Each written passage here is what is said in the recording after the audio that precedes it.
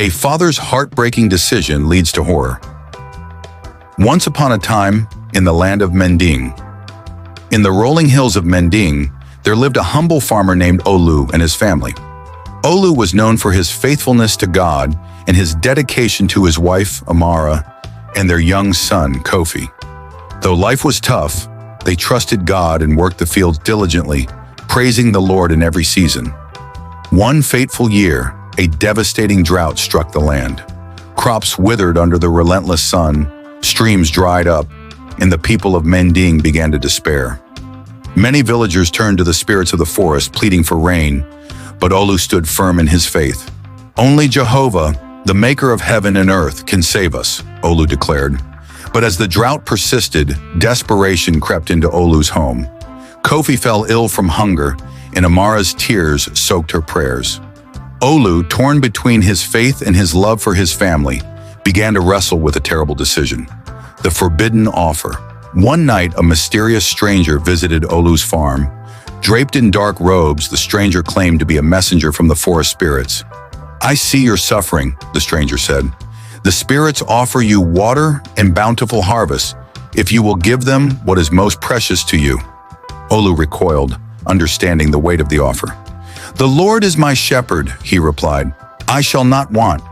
But as days turned into weeks, Kofi's condition worsened. Amara's cries grew louder, and the once vibrant home became a place of sorrow. Desperate, Olu returned to the stranger. A father's decision. With a trembling heart, Olu whispered, "Take me. Spare my son and my family." The stranger laughed, a sound that chilled Olu to his bones. "The spirits desire your son, not you," the stranger sneered. Olu collapsed in anguish. How could he sacrifice his child? Yet he thought of Abraham and Isaac. Perhaps the Lord would provide. Through sleepless nights, Olu prayed fervently, crying out to God, but silence was his only answer. One evening, with Kofi on the brink of death, Olu made his decision. The night of horror. Under the light of the full moon, Olu carried Kofi to the forest. The stranger waited, his dark eyes glinting with triumph. But as Olu laid his son on a stone altar, he lifted his voice to heaven. "Jehovah Jireh, you are my provider. You spared Isaac. Spare my son." The ground trembled. The stranger snarled, reaching for Kofi, but a blinding light erupted from the sky.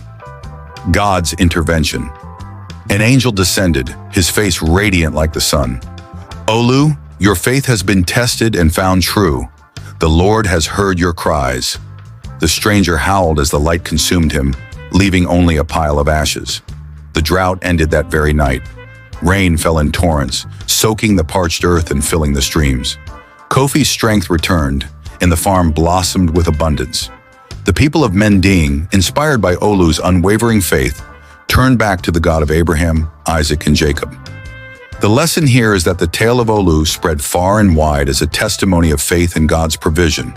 It reminded all who heard it of the verse in Psalm 37, verse 25.